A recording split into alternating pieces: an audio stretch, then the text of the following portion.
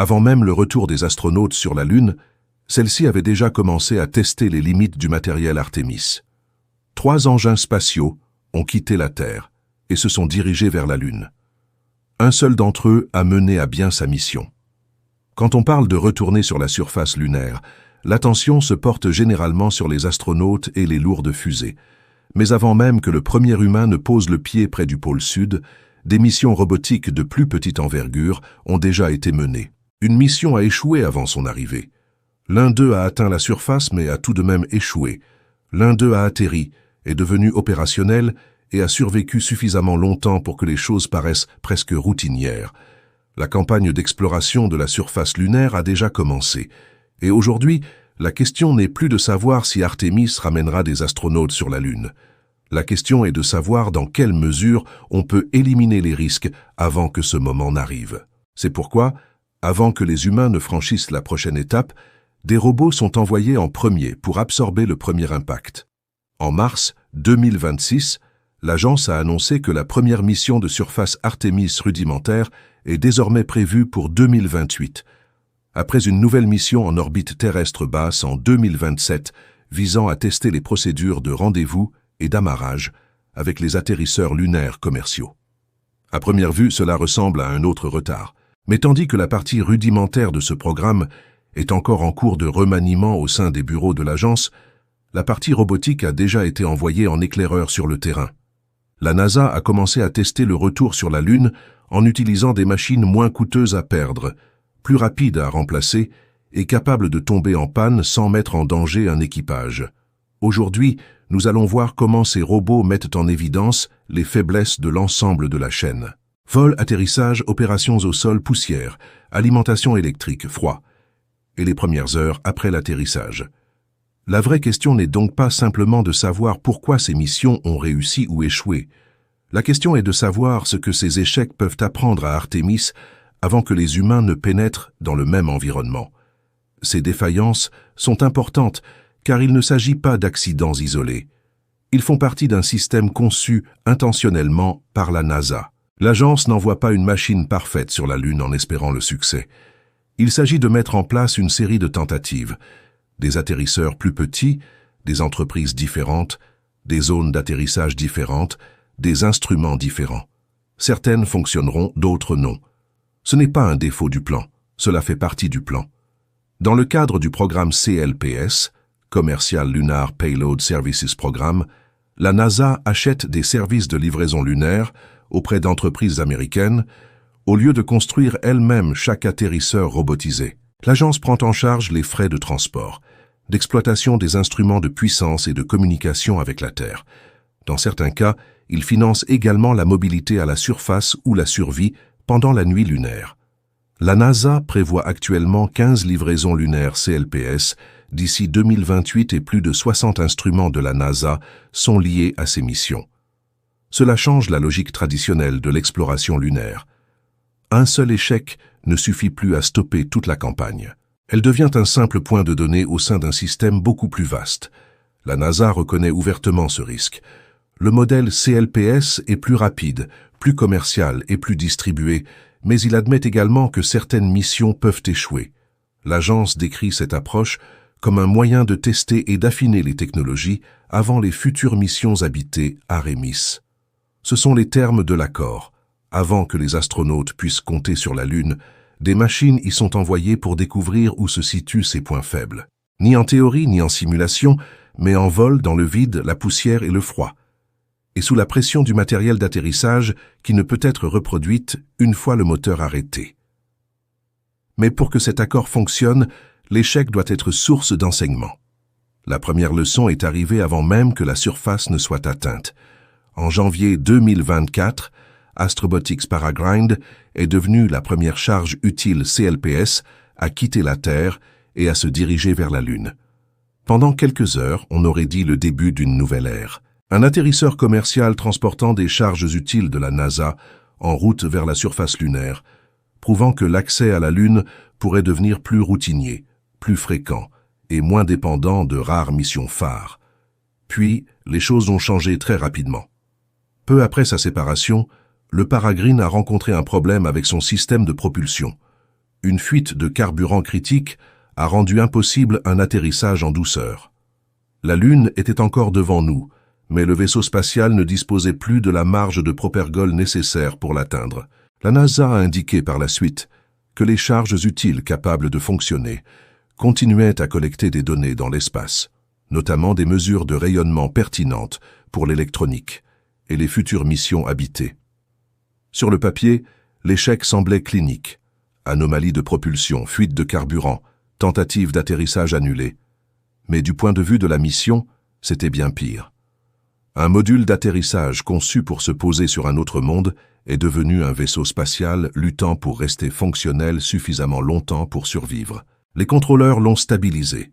Les équipes chargées de la charge utile ont alimenté tout ce qu'elles pouvaient. La mission, qui était initialement une tentative d'atterrissage, est devenue une opération de sauvetage dans l'espace.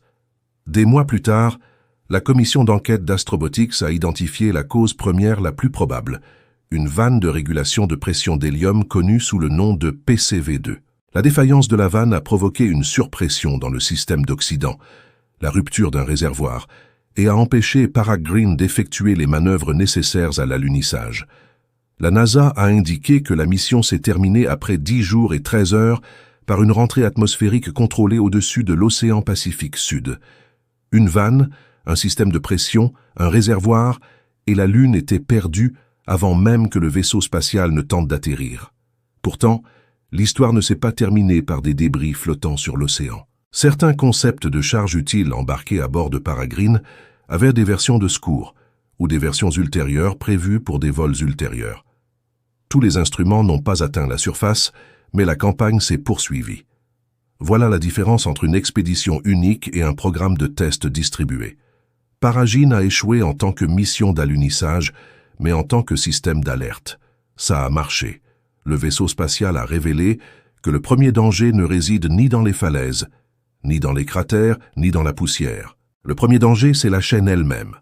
Lancement, séparation, propulsion, liaison étanche, alimentation, communication. Chaque maillon doit survivre avant même que la Lune ne devienne le problème.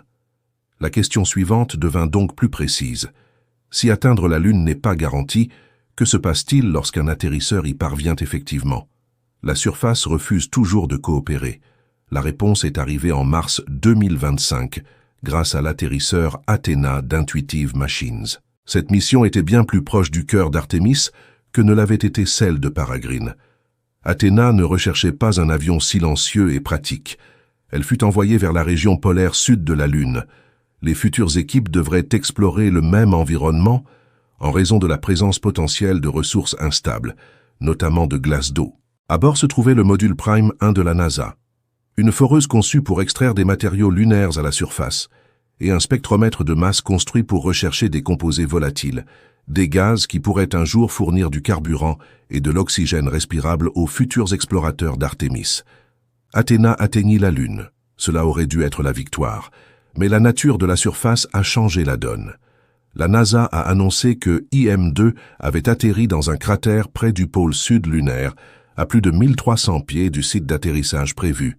Des images ultérieures ont confirmé que l'atterrisseur s'était renversé sur le côté, empêchant le bon fonctionnement de la foreuse et des autres instruments avant que la batterie ne soit épuisée. La mission s'est terminée prématurément, même si certaines données ont continué à être transmises vers la Terre. C'est ce qui compte pour Artemis. Athéna n'a pas simplement raté la Lune, il n'a pas disparu pendant le vol, il est arrivé. Cela a touché la surface, il a transmis des données, il a déployé du matériel.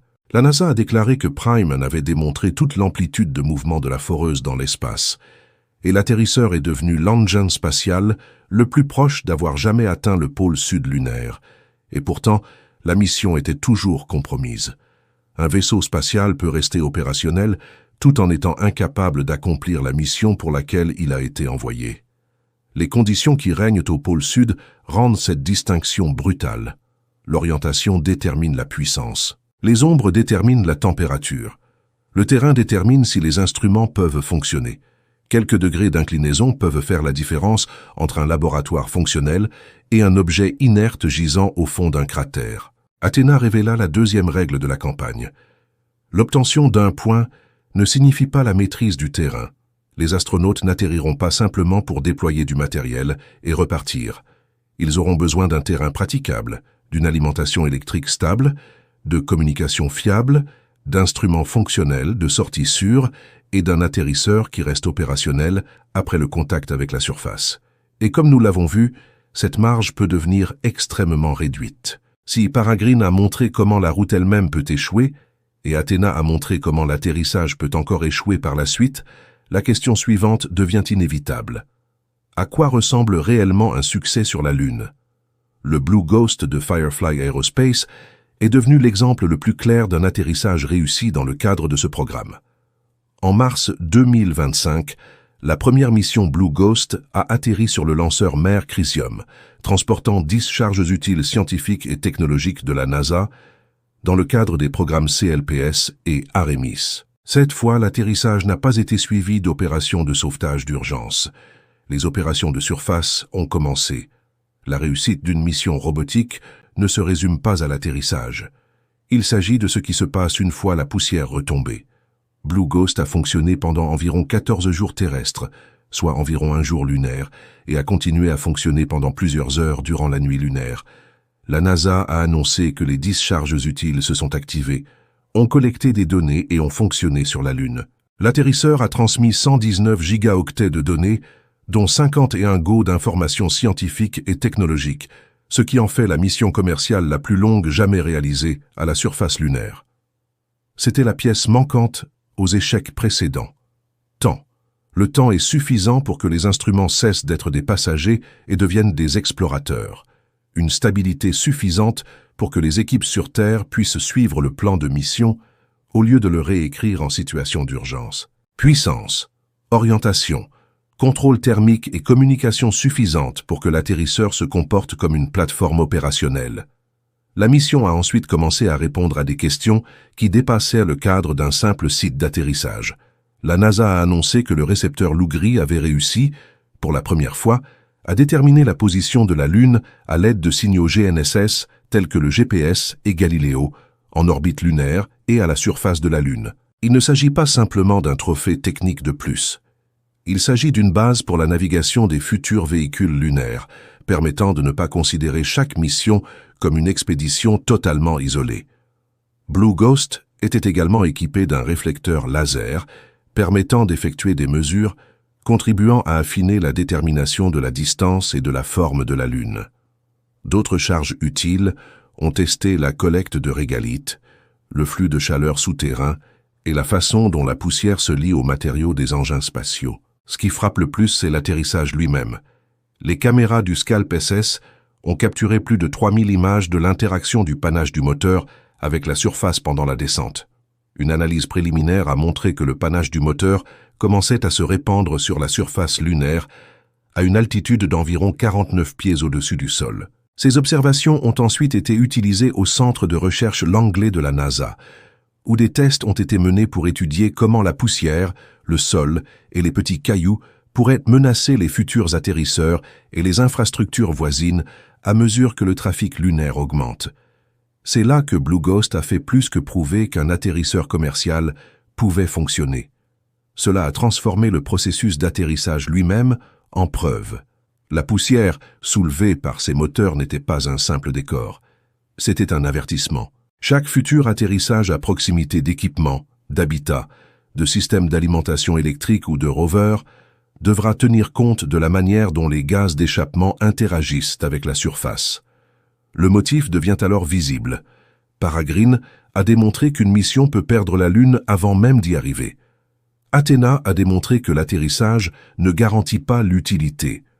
Blue Ghost a démontré les avantages qu'Artemis tire de la survie d'un vaisseau spatial suffisamment longtemps pour étudier l'environnement, au lieu de simplement le subir. Mais ces 3 atterrisseurs ne constituent que la première phase. Ce qui compte le plus, c'est ce qui va suivre. Pourquoi la NASA continue d'envoyer toujours plus de machines? CLPS n'a pas pour but de faire paraître la Lune active. Son but est de transformer les inconnus en problèmes mesurables. Comportement des poussières, performances à l'atterrissage, rayonnement, ressources volatiles, production d'énergie, navigation, communication, géométrie, comportement thermique du sous-sol. Chacun de ces termes sonne comme un terme technique jusqu'à ce qu'une mission humaine en dépende.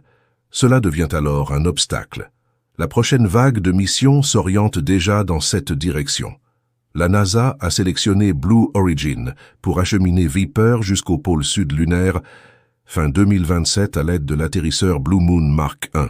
La mission de Viper est de rechercher ces mêmes ressources volatiles telles que la glace, de voyager dans de petites régions constamment plongées dans l'ombre et de recueillir des informations qui pourraient aider à déterminer les futures zones d'atterrissage des astronautes.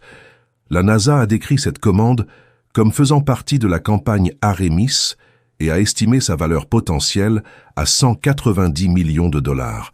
Il ne s'agit plus seulement de prouver que des entreprises peuvent atterrir sur la Lune. Viper consiste à déterminer où les humains doivent prendre des risques. Si la glace existe, où se trouve-t-elle? Si c'est enterré, à quelle profondeur? Si un rover entre dans une zone d'ombre, peut-il survivre suffisamment longtemps pour transmettre des données utiles? Si un site paraît prometteur depuis l'orbite, le sera-t-il encore une fois qu'une machine aura atteint sa surface? Le programme scientifique devient également plus pratique. En janvier 2026, la NASA a sélectionné 3 nouvelles charges utiles CLPS liées à Artemis pour étudier le terrain lunaire, les radiations et l'histoire géologique. On créera des modèles thermiques tridimensionnels de la surface. Une autre mesurera le flux thermique en forant sous le régalite. Une 3e étude portera sur le rayonnement lunaire, une information directement liée à la sécurité et à la navigation humaine future.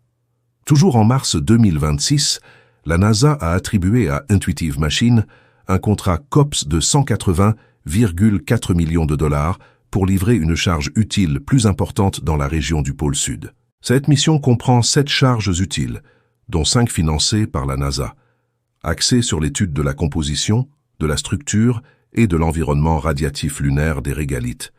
C'est le tournant. Les premières missions robotiques ont soulevé la question de savoir si le modèle de livraison lui-même pouvait résister au contact de la réalité. Les prochaines missions s'interrogeront sur la possibilité de cartographier la Lune comme un environnement de travail et non pas simplement de la photographier, de la visiter ou de l'utiliser. C'est pourquoi les échecs ont plus d'importance qu'il n'y paraît au premier abord. Les astronautes deviendront le moment visible. La retransmission en direct sera consacrée aux combinaisons spatiales, aux échelles, aux empreintes de pas et aux voix provenant de la surface. Mais avant que ce moment n'arrive, la Lune est explorée par des machines qui peuvent tomber en panne sans tuer personne.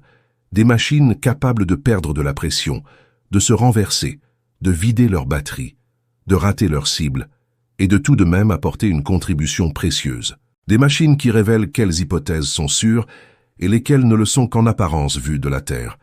Au moment où les astronautes d'Artemis entameront leur descente vers la surface, ils n'entreront pas dans un chapitre totalement nouveau. Ils suivront la voie tracée par les tentatives infructueuses, les récupérations partielles et les victoires durement acquises. Car avant le retour des humains, ce sont les machines qui encaisseront le premier coup. Artemis 3 était censée être la mission qui ramènerait des humains sur la Lune. Ce n'est plus le cas aujourd'hui. En février 2026, la NASA a modifié ses plans. L'atterrissage a été annulé et reporté à une date ultérieure. Et malgré le fait que la mission précédente ait déjà emmené un équipage autour de la Lune, Artemis 3 s'est transformé en un nouveau test. Alors qu'est-ce qui a changé? Et quand aura lieu l'atterrissage? Le prochain alunissage est encore à venir. Cependant, cela ne dépend plus d'une seule mission. Cela dépend de toute une séquence. Et cette séquence révèle comment l'atterrissage est désormais censé se dérouler, ce qu'Artemis 2 a déjà changé et ce qui nous attend lorsque le retour aura enfin lieu. Imaginez ceci. Vous vous trouvez au pôle sud de la Lune, où le Soleil reste extrêmement proche de l'horizon, à seulement 1,5 degré environ au-dessus, transformant sa surface en bande alternée de lumière vive et d'obscurité. Sous cet angle, une ombre peut s'étirer environ 27 fois plus longtemps que l'objet qui la projette. Les montagnes peuvent projeter des ombres allant jusqu'à 75 mètres de long. Et dans le même temps, certains cratères n'ont pas reçu la lumière directe du Soleil depuis des milliers d'années. Et c'est cette région que la NASA a choisie pour son premier retour à la surface. Le vaisseau spatial Apollo a atterri près de l'équateur lunaire, principalement sur de vastes plans offrant une bonne visibilité, et une géométrie d'éclairage familière. La nouvelle expédition cible une région caractérisée par des pentes abruptes, des cratères profonds, des champs de blocs erratiques et des zones d'ombre permanentes où la glace d'eau pourrait exister. L'inspecteur général de la NASA note que ce terrain comprend des rochers de plus de 65 pieds de diamètre, des pentes allant jusqu'à 20 degrés, tandis que le cratère Shackleton est plus de 2 fois plus profond que le Grand Canyon. C'est pourquoi l'expression « retourner sur la Lune » est quelque peu trompeuse. La destination est le même objet. Le défi opérationnel est tout à fait différent. Avant même l'arrivée du vaisseau spatial, l'éclairage à lui seul change la donne. Les ingénieurs de la NASA effectuent des simulations à grande échelle sous des lampes de 12 et 6 kW pour reproduire la lumière du Soleil rasante au pôle sud. Dans leur propre rapport d'essai, ils décrivent comment les surfaces blanches deviennent aveuglantes sous la lumière directe du Soleil, tandis que les ombres derrière les rochers et les atterrisseurs s'étendent tellement que les inspections de routine deviennent difficiles. Les équipages d'Apollo devaient déjà intervenir et ajuster manuellement la trajectoire du vaisseau spatial lors de chaque atterrissage. Imaginez maintenant appliquer ces mêmes exigences de prise de décision à un terrain plus difficile à déchiffrer, plus sombre et beaucoup moins indulgent. Il ne s'agit pas simplement d'un défi de plus, il s'agit de la sécurité des vols et de vies humaines.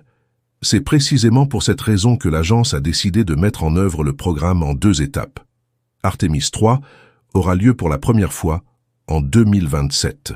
Le vaisseau spatial Orion sera lancé à bord de la fusée SLS avec un équipage à bord, après quoi il tentera un rendez-vous et un amarrage en orbite terrestre basse avec l'un ou les 2 atterrisseurs commerciaux de SpaceX et Blue Origin. Selon la NASA, l'objectif de cette mission est de tester les opérations intégrées, l'amarrage, la vérification du système de survie, les communications, la propulsion et éventuellement de nouvelles combinaisons spatiales. Tout cela avant même que quiconque ne tente une descente sur la Lune. Cela signifie qu'Artemis 3 est la mission qui déterminera si l'architecture d'atterrissage est prête à être considérée comme fiable. Ce n'est qu'après cela qu'Artemis 4 prendra le relais. 4 astronautes décolleront à bord d'Orion. 2 d'entre eux seront ensuite transférés à bord d'un atterrisseur commercial en orbite lunaire, descendront à la surface, passeront environ 1 semaine près du pôle sud, puis retourneront en orbite pour rejoindre le reste de l'équipage pour le voyage de retour. La mise à jour de l'architecture de la NASA de mars 2026 a également introduit de nouvelles incertitudes. L'état de préparation de l'atterrisseur déterminera quel fournisseur acheminera effectivement le premier équipage à la surface lunaire. La campagne n'est donc plus seulement une course vers la Lune. Le programme teste également 2 systèmes de transport concurrents. Cette compétition est importante, car l'atterrisseur n'est plus un petit véhicule autonome. Le Bureau des systèmes d'atterrissage humain de la NASA indique toujours que la hauteur du Starship HLS est d'environ 165 pieds, soit approximativement la hauteur d'un immeuble de 15 étages. Lors d'un audit de l'inspecteur général datant de mars 2026, le véhicule est indiqué comme mesurant 171 pieds. Le module lunaire Apollo ne mesurait que 23 pieds de haut. À bord de Starship, l'équipage ne descendra pas d'échelle. Ils prendront un ascenseur, et cet ascenseur ne se trouve pas près de la surface. Selon l'audit, il est situé à environ 115 pieds au-dessus du sol. Ce système est actuellement considéré comme un risque majeur, car en cas de défaillance sur la Lune, l'équipage n'aura aucun moyen de secours conventionnel pour rentrer à l'intérieur. Le prochain problème est celui du carburant. Avant même que les astronautes ne quittent la Terre, SpaceX prévoit de lancer un dépôt de stockage en orbite terrestre basse, suivi de plus de 10 vols de ravitaillement pour le remplir. L'inspecteur général de la NASA indique que cette campagne commence plus de 200 jours avant le lancement de l'équipage, avec un objectif d'un ravitailleur tous les 6 jours. Ce n'est qu'après cela que l'atterrisseur sans équipage sera lancé, s'amarrera au dépôt, se ravitaillera et se dirigera vers l'orbite lunaire, où il pourra attendre Orion pendant une durée pouvant aller jusqu'à 100 jours. Rien de tel n'avait jamais été réalisé à cette échelle en utilisant du méthane et de l'oxygène cryogénique. Dans le cadre d'Artemis 3, la NASA souhaite tester cette architecture évolutive non seulement avec un seul fournisseur, mais également avec un deuxième. Avant même d'autoriser un atterrissage rudimentaire, la NASA exige une répétition générale complète sur la Lune elle-même. Pour SpaceX, cela signifie une démonstration sans équipage, au cours de laquelle le véhicule atterrit à moins de 100 mètres du site cible près du pôle sud, transmet des données depuis la surface, puis redécolle. Toutefois, l'inspecteur général note également que ces démonstrations ne sont pas des tests complets comme en vol. Certains systèmes réservés à l'équipage, notamment l'ascenseur du Starship et la configuration complète du système de survie, ne font pas partie de cette démonstration sans équipage. Cela signifie que le véhicule de démonstration n'aura pas la même masse que le véhicule réel, et le cycle complet du carburant ne sera pas testé exactement comme lors d'une mission en conditions réelles. Les atterrisseurs démontreront quelque chose d'important, mais ils ne prouveront pas tout. Et même si le véhicule fonctionne, la question du lieu d'atterrissage reste en suspens. En octobre 2024, la NASA a réduit la liste à 9 régions candidates près du pôle sud, dont Hayworth, Maliper, Massey, Noble-Riemann et 2, Slater, Payne et 2 régions sur Monzan. Les critères de sélection sont très pratiques: valeur scientifique, terrain, accès à la fenêtre de lancement, communication avec la Terre et conditions d'éclairage. Les 2 derniers sont interconnectés. Au pôle, la visibilité dépend de la topographie, l'éclairage dépend de la topographie. Un site d'atterrissage sûr dépend de la topographie. L'agence ne cherche pas simplement à atterrir à proximité d'un site scientifiquement précieux. Il tente d'atterrir dans un endroit où l'équipage peut voir, survivre et redécoller. Des missions récentes ont montré à quel point cette marge peut être étroite. En mars 2025, l'atterrisseur Athena d'Intuitive Machines s'est posé près du pôle sud, à environ 250 mètres de son site cible sur Mont Zuton, et s'est retrouvé sur le côté. La NASA a tout de même reçu des données avant la fin de la mission, mais le résultat a rappelé que le terrain polaire peut endommager même les engins spatiaux robotisés.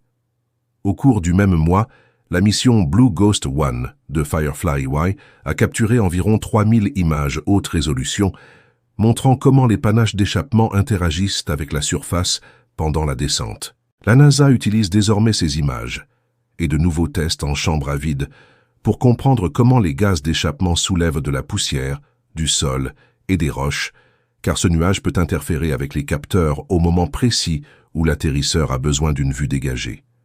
Mais même une visibilité parfaite ne résout pas le problème de la stabilité après l'atterrissage. Selon l'audit, l'inclinaison après l'atterrissage ne doit pas dépasser 8 degrés afin de garantir la sécurité de l'équipage et la faisabilité opérationnelle. Au-delà de cette limite, la géométrie de la trappe, l'accès aux véhicules et les opérations de surface commencent à se dégrader. Cela a beaucoup plus d'importance pour un véhicule de grande taille que pour Apollo. C'est également important car la NASA et SpaceX ont toujours un problème non résolu concernant le contrôle manuel. L'agence exige que les astronautes soient capables de reprendre le contrôle pendant la descente et l'atterrissage si nécessaire. L'inspecteur général note qu'il n'y a toujours pas d'accord sur la question de savoir si l'approche proposée par SpaceX répond à l'esprit de cette exigence. Si ce différend n'est pas résolu rapidement, la NASA devra soit repenser la conception du véhicule en fin de processus, soit le faire voler avec un équipage moins autorisé que souhaité. Aucune de ces options n'est acceptable. Si l'atterrissage est réussi, la mission passe immédiatement des opérations d'ingénierie aux opérations sur le terrain. Le plan actuel prévoit environ 1 semaine en surface. 2 astronautes sortiront vêtus des combinaisons Axe et Mu d'Axiom et commenceront à travailler sur un terrain qui devrait comprendre des cratères sombres, un éclairage quasi continu sur certaines crêtes et d'éventuels dépôts de glace peu profonds. D'ici leur arrivée, le terrain devrait être mieux cartographié. Les objectifs scientifiques initiaux sont déjà définis et les priorités ne sont plus théoriques. La NASA a sélectionné 2 charges utiles scientifiques pour la campagne initiale d'observation à la surface. Un engin aéroporté, conçu pour étudier la poussière et le plasma à proximité du site d'atterrissage, et une station sismique au pôle sud pour enregistrer les impacts et sonder la structure interne de la Lune. En mars 2026, l'agence a également désigné 10 scientifiques participants pour contribuer à l'élaboration du plan scientifique de ces premières opérations. Cependant, ce premier atterrissage n'est qu'un petit pas comparé à ce qui suit. Les plans de mobilité à long terme de la NASA comprennent un véhicule tout-terrain lunaire non pressurisé et un rover pressurisé de la JAXA pour une utilisation ultérieure. Les missions plus longues nécessitent une exploration qui doit s'étendre au-delà de courtes promenades depuis le site d'atterrissage. Les combinaisons spatiales font également partie de cette transition. En février 2026, Axiom a achevé une importante revue de conception, mais l'inspecteur général de la NASA signale que les calendriers de développement de la prochaine génération de combinaisons spatiales accusent déjà un retard d'au moins 1 an et demi par rapport aux objectifs initiaux, laissant très peu de marge pour une mission de surface en 2028. Ainsi, même après l'alunissage, le retour sur la Lune se résume toujours à une question simple. Les humains peuvent-ils continuer à y travailler en toute sécurité et suffisamment longtemps pour que cela ait une importance? Cette question explique pourquoi Artemis II était si important. La mission a été lancée le 1er avril 2026 et s'est terminée le 10 avril après avoir parcouru un total de 694 481 miles et volé à moins de 467 miles de la surface de la Lune. Durant le vol, l'équipage a tracé manuellement la trajectoire d'Orion, a survolé l'étage supérieur usé, a testé les systèmes de survie et a recueilli les données nécessaires aux futures opérations de rendez-vous et d'amarrage avec des atterrisseurs habités. Après l'amérissage, la NASA a indiqué que l'érosion du bouclier thermique observée sur Artemis en avait été considérablement réduite, bien que le problème de la conduite d'évacuation d'urine fasse toujours l'objet d'une enquête. Artemis II n'a pas résolu le problème de l'atterrissage. Elle a permis de tester la partie du système destinée à l'espace lointain et a révélé ce qui reste à corriger avant de s'attaquer aux segments de surface. Cela a également offert aux scientifiques quelque chose de plus précieux que de simples images. Lors du survol du 6 avril, l'équipage a capturé plus de 7000 images de la Lune et a étudié le terminateur, la ligne entre le jour et la nuit, sous un éclairage rasant similaire à celui prévu sur le site d'atterrissage polaire. Autrement dit, le programme dispose désormais d'une perspective humaine de l'environnement visuel précis qui rend la descente suivante si difficile. Cela n'élimine pas le risque. Elle transforme certaines inconnues en données. Et c'est l'une des principales raisons pour lesquelles le déroulement des missions est devenu plus réfléchi. Si Artemis III réussit à se placer en orbite terrestre basse et qu'Artemis IV atteint la surface lunaire, la campagne devrait s'accélérer. La NASA indique qu'Artemis V pourrait être lancée dès la fin de 2028, suivie de missions de surface environ annuelles. En mars 2026, l'agence est allée plus loin en présentant un plan par étapes pour la construction d'une base lunaire. D'abord un accès de surface à haut débit et une reconnaissance visuelle sur le terrain, puis des missions rudimentaires semestrielles avec une infrastructure croissante, et enfin une présence humaine permanente. Le projet de passerelle, autrefois central dans cette architecture, est actuellement suspendu, l'agence se tournant désormais vers les systèmes de surface. La direction est claire, le programme s'éloigne des expéditions isolées pour se concentrer sur les zones opérationnelles. L'avenir commence avant même que les astronautes ne posent le pied sur la planète. L'atterrisseur robotisé Blue Moon Mark 1 de Blue Origin devrait livrer des équipements permettant d'étudier les interactions de surface des panaches, près du pôle sud. Le lancement du rover Viper est prévu fin 2027, afin de rechercher de l'eau, de la glace et des régions constamment à l'ombre au cours d'une mission de 100 jours, permettant ainsi de déterminer les ressources existantes et les sites d'atterrissage les plus adaptés aux opérations à long terme. Ces ressources robotiques ne sont pas secondaires, ils participent à une campagne qui transforme les cartes en une véritable connaissance du terrain. Au moment de l'arrivée des astronautes, la région devrait être moins mystérieuse, mieux comprise et bien plus disputée. Car plus cette campagne se concrétise, moins elle reste une simple chronologie américaine. La Chine vise toujours un alunissage rudimentaire d'ici 2030. Reuters a rapporté ce mois-ci que les missions Chang'e 7 et Chang'e 8 ont pour but de recueillir des données supplémentaires sur la même région, où Pékin prévoit de envoyer des astronautes et, à terme, d'établir une présence à long terme. Dans le même temps, la Chine et ses partenaires poursuivent le développement de la Station internationale de recherche lunaire, qui constitue un volet parallèle de leurs opérations lunaires. Dans sa mise à jour architecturale de février 2026, la NASA présente une réponse formulée en termes stratégiques. La concurrence s'intensifie et les États-Unis entendent accélérer le processus en testant les systèmes dans un ordre logique plutôt que de forcer un atterrissage prématuré avant que tout ne soit prêt. L'histoire d'Artemis III a donc fondamentalement changé. L'atterrissage ne commence plus par le toucher des roues. Cela commence par l'amarrage, le transfert de propergol, la préparation de la combinaison spatiale, la visibilité, l'inclinaison, la physique du panache et la capacité des humains à évaluer clairement tout cela et à reprendre le contrôle lorsque l'automatisation ne suffit plus. La Lune ne se demande plus si l'humanité peut à nouveau l'atteindre. Elle attend de voir si nous sommes prêts à rester. C'est magnifique. J'en ai pris une photo. Quelle vue majestueuse. Étonné. Merci, Reed. Pour la première fois en plus de 50 ans, des êtres humains se sont aventurés au-delà de l'orbite terrestre basse. Non pas vers une station spatiale, non pas en orbite, mais de retour sur la Lune. Artemis II a accompli un exploit inédit depuis Apollo, envoyer un équipage si loin de la Terre qu'un retour rapide n'était plus envisageable. Et cela change le sens de cette mission, car il ne s'agit plus seulement d'atteindre la Lune. Il s'agit de la possibilité de coloniser la Lune et d'y construire des bases directement.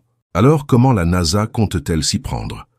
Au cœur des régions polaires de la Lune, il existe des cratères où la lumière du Soleil n'a pas pénétré depuis des milliards d'années. Pas des minutes, pas des années, des milliards. Les températures y descendent en dessous de moins 328 degrés F, assez froid pour que l'eau gèle indéfiniment, et chaque mission future repose sur une hypothèse, celle que cette ressource gelée puisse effectivement être utilisée. Pourtant, aucune mission rudimentaire n'a jamais testé l'ensemble de la chaîne, depuis l'atteinte de la Lune jusqu'aux opérations à sa surface et au maintien sur place. Artemis II n'a pas été envoyée pour explorer ces cratères. Elle a été envoyée en réponse à une question antérieure. 4 personnes, 10 jours, aucun atterrissage.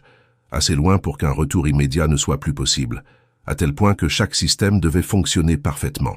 Aujourd'hui, nous allons parler de ce qu'Artemis II a réellement prouvé, de ce qu'il n'a pas prouvé, et pourquoi cet écart déterminera si Artemis III pourra atterrir. Car aller sur la Lune n'est plus le problème.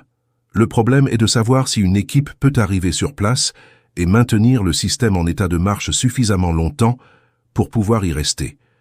Et cette question est tranchée avant tout par les personnes se trouvant à l'intérieur du vaisseau spatial. Mettons les choses au clair tout de suite.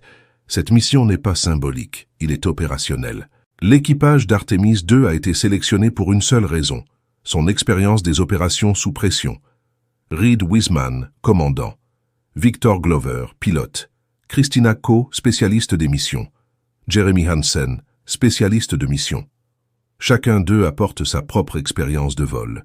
Mission de longue durée impliquant l'exploitation de systèmes complexes et le travail dans des environnements confinés où les petites erreurs s'accumulent avec le temps. Car cette mission ne vise pas à tester les capacités d'exploration, mais la manière dont les décisions sont prises en cas de délai de communication. Comment les tâches sont exécutées lorsque rien ne peut être précipité. Comment corriger les petites erreurs avant qu'elles ne déclenchent une réaction en chaîne. Pour la première fois depuis des décennies, ces décisions sont prises à une si grande distance de la Terre.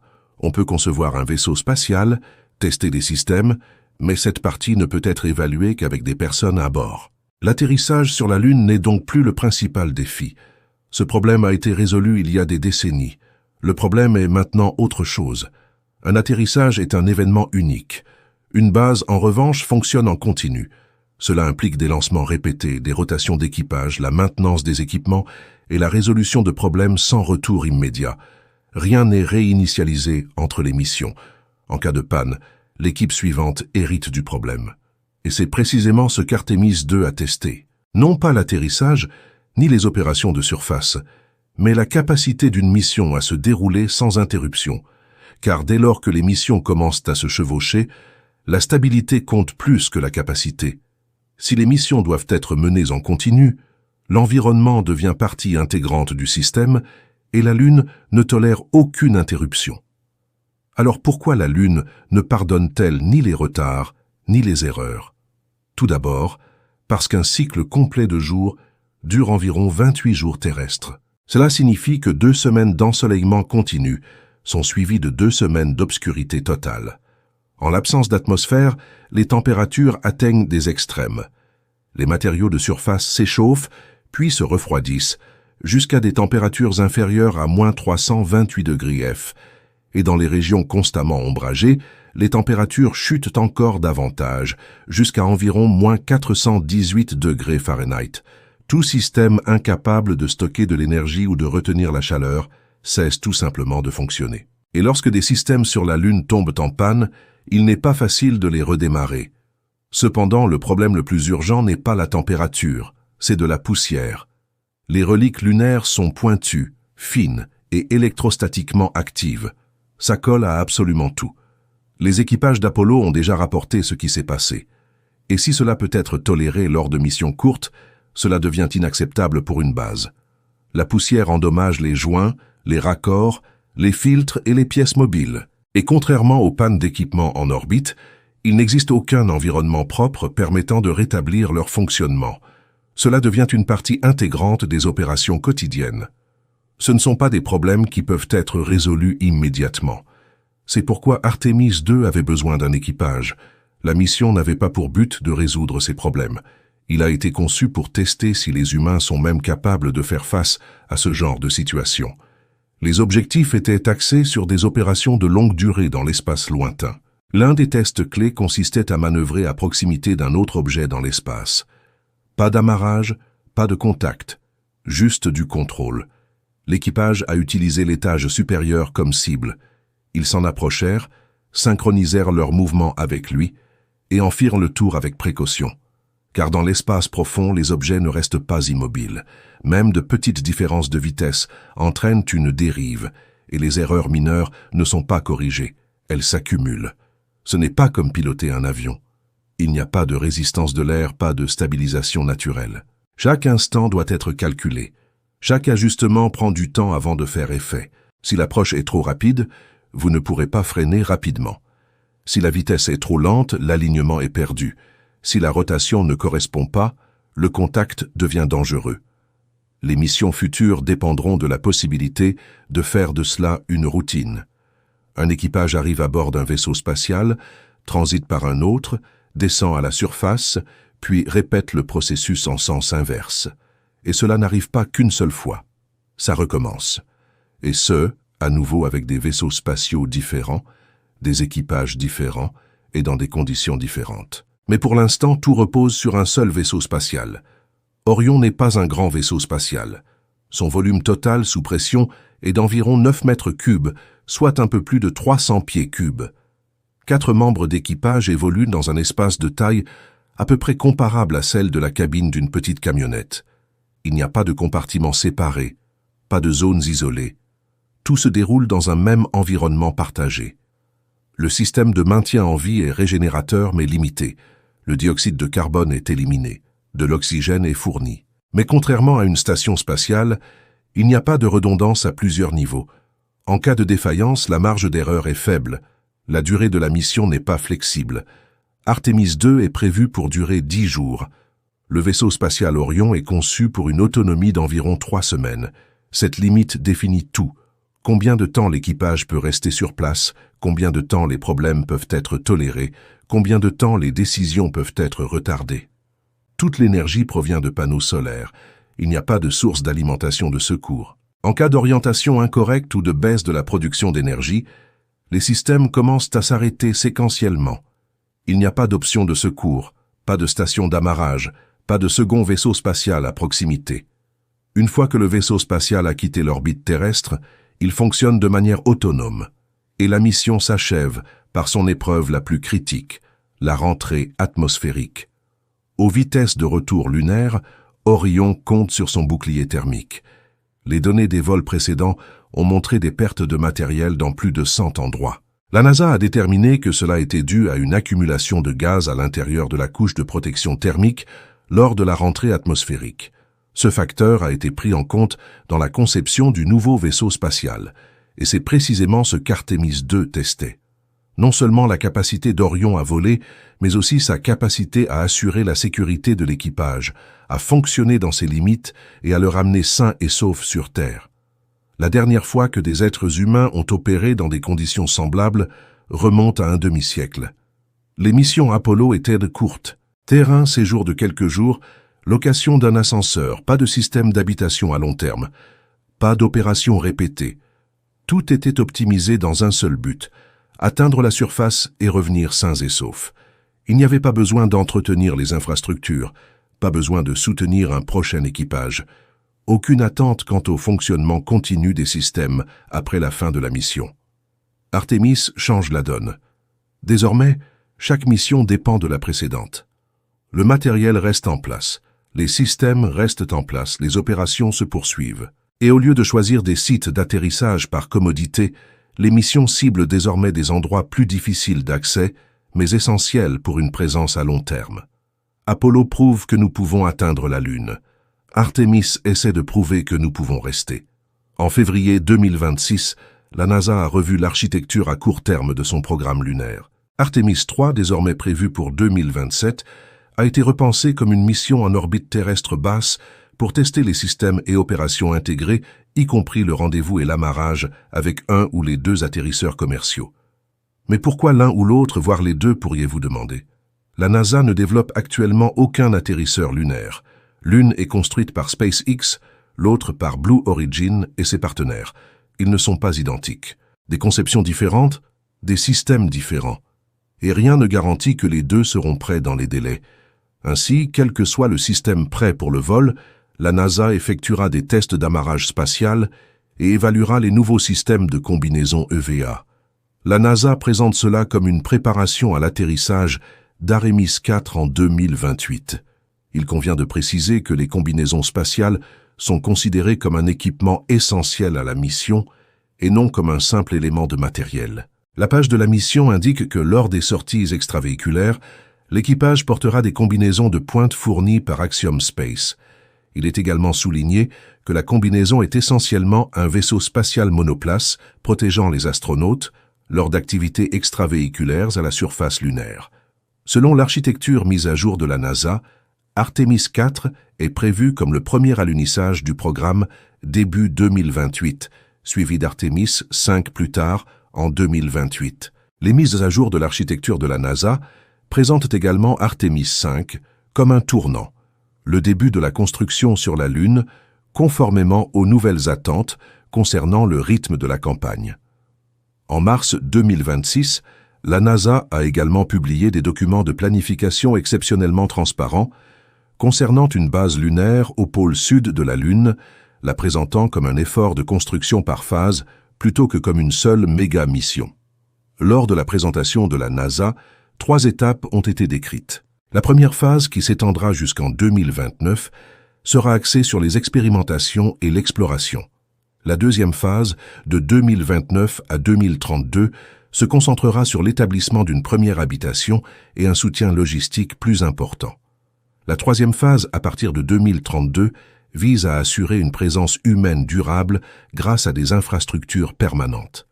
La phase 1 vise à créer une dynamique avant le retour des humains à la surface. Lors de son exposé, la NASA a présenté jusqu'à 25 missions, dont 21 atterrissages axés sur des tests de reconnaissance et la vérification des capacités de survie des engins amphibies. Les outils listés sont volontairement pratiques et sans attrait particulier. Des rovers rudimentaires et autonomes pour démontrer la mobilité et l'amélioration des surfaces, des drones transporteurs appelés Moonfall, ainsi que des relais de communication et des satellites d'observation conçus pour maintenir le monde informé de l'avancement des travaux. Et si les rovers sont relativement simples à appréhender, les drones sauteurs soulèvent naturellement la question. Que sont-ils exactement? Au lieu de roues ou d'hélices, ces véhicules se déplacent en allumant de petits moteurs fusées. Ils décollent brièvement, parcourent des dizaines de kilomètres, puis atterrissent à nouveau. Cela leur permet d'atteindre des cratères profonds et ombragés aux parois abruptes, dans lesquels aucun rover ne peut pénétrer en toute sécurité. Dans le même temps, la NASA prévoit de retransmettre l'intégralité de l'opération en direct et en haute définition via des satellites de communication à un public mondial. Revenons-en toutefois au défi. Dans ce plan de base, un test déterminant est défini comme étant la survie pendant la nuit, incluant des démonstrations préliminaires du système d'alimentation et d'un réchauffeur à radioisotope nucléaire. Cette orientation est directement liée à l'environnement lunaire. La nuit lunaire de 14 jours dans les centrales thermiques extrêmes peut mettre hors service les batteries, les lubrifiants et les composants électroniques si les stratégies de gestion thermique échouent. Même au pôle, la NASA souligne qu'il n'existe aucun endroit totalement exempt d'obscurité. Ainsi, la conception axée sur le stockage de l'énergie et la capacité de survie est considérée comme une exigence initiale, plutôt que comme une amélioration de dernière minute. La mobilité se formalise en tant qu'infrastructure. La NASA annonce des essais initiaux de 3 concepts de véhicules lunaires développés par les sociétés commerciales Intuitive Machines, Lunar Outpost et Venturi Astrolab. Dans le cadre du plan d'acquisition lunaire de la NASA, sur la plateforme du programme Ignition, il est clairement indiqué que l'accent est mis sur le développement de rovers rudimentaires et sans équipage, capables de parcourir des distances de l'ordre de centaines de kilomètres, conformément à l'objectif d'atteindre une première capacité opérationnelle vers 2028. Dans la phase 2, la base cesse d'être un concept et commence à fonctionner comme une chaîne d'approvisionnement. Le compte-rendu de la NASA décrit les investissements dans des systèmes d'énergie solaire avancés, les premières centrales nucléaires de surface, des rovers modernisés, des drones de nouvelle génération et le début de la construction d'habitats. L'échelle est explicitement définie jusqu'à 60 tonnes de fret pendant la phase 2, livrée en 24 atterrissages à l'aide de plusieurs classes d'atterrisseurs de fret. L'énergie est au cœur du plan, et la NASA décrit un effort important en faveur du développement de centrales nucléaires de surface. La NASA a publiquement annoncé travailler sur un système de fission de classe 40 kW, destiné à un fonctionnement lunaire d'ici le début des années 2030. Ils ont également annoncé leur intention de déployer un réacteur nucléaire sur la Lune d'ici le premier trimestre de l'exercice fiscal 2030 afin de soutenir l'exploration lunaire. Ces engagements correspondent au problème fondamental. La lumière du Soleil est aléatoire, mais une base doit fonctionner en continu. L'eau est une ressource stratégique au pôle sud lunaire et un atout scientifique essentiel. Les sondes Lunar Reconnaissance Orbiter et LCROSS ont déjà apporté des preuves supplémentaires de la présence de glace et de régions constamment plongées dans l'ombre. C'est pourquoi les missions de reconnaissance robotisées sont tout aussi importantes que les missions plus rudimentaires. En septembre 2025, la NASA a sélectionné Blue Origin pour livrer le rover Viper au pôle sud d'ici fin 2027, spécifiquement pour cartographier les ressources extraterrestres potentielles telles que l'eau. La mission a été présentée comme une relance après son annulation antérieure et comme une étape de collecte de données nécessaires à la pérennité des opérations. La phase 3 est présentée comme une aire d'opération de routine. Des modules d'habitation dotés d'un volume interne permanent, une centrale nucléaire active capable d'alimenter les systèmes pendant les longues nuits lunaires, des rovers pressurisés à longue portée et des réseaux logistiques construits sur des systèmes de transport à la fois rudimentaires et autonomes. L'objectif de la NASA en matière de fret pour la phase 3, soit jusqu'à 38 tonnes par an, implique non pas un camp, mais un avant-poste conçu pour un réapprovisionnement continu et une présence permanente à long terme. Rien de tout cela ne se produira sans des achats à grande échelle et des vols répétés. Lors de la présentation de la NASA sur la base lunaire, la participation commerciale et internationale a été placée au cœur du projet de construction, notamment en ce qui concerne l'expansion du CLPS et l'acquisition de dizaines de lancements par an. Le centre d'acquisition d'allumage de la NASA apporte des précisions supplémentaires via CLPS 2.0, qui prévoit un effort d'approvisionnement à long terme de suivi avec un plafond cible de 6 milliards de dollars destiné à soutenir une fréquence accrue de livraison lunaire pour permettre des opérations continues. Le programme Apollo n'a pas abouti à une présence permanente sur la Lune, et l'histoire explique pourquoi. Discuter de projets exploratoires ne se traduit pas automatiquement par un financement à long terme. Maintenir une base nécessite des incitations continues.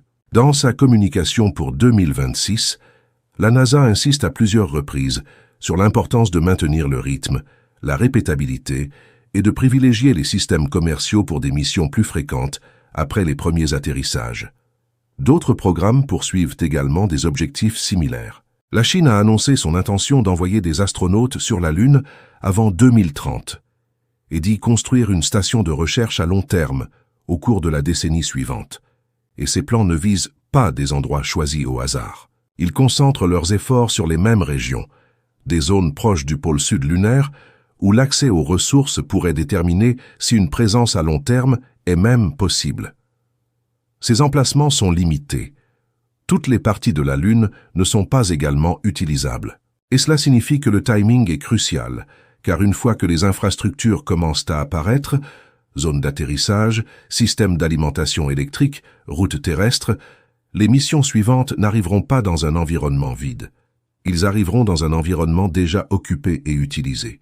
C'est là que le droit ancien rencontre les nouvelles pratiques. La règle de non-appropriation du traité sur l'espace extra-atmosphérique demeure le fondement juridique.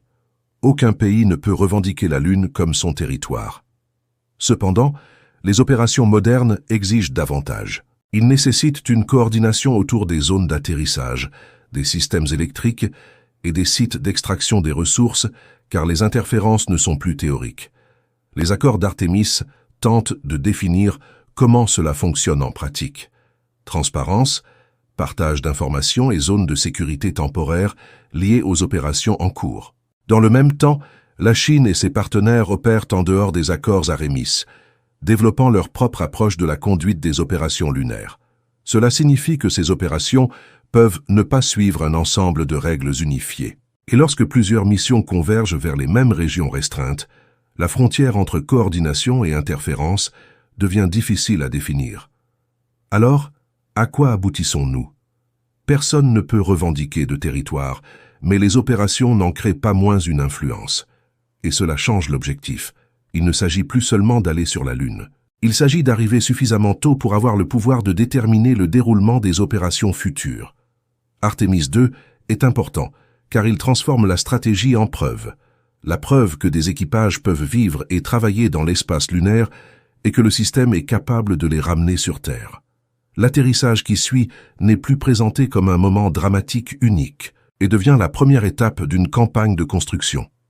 Des dizaines d'atterrissages, des systèmes d'alimentation capables de résister à de longues nuits, des rovers considérés comme une flotte opérationnelle et un avant-poste terrestre qui devrait continuer à fonctionner longtemps après que les premières traces se soient effacées. Si y parvenir n'est plus un défi, où allons-nous ensuite ?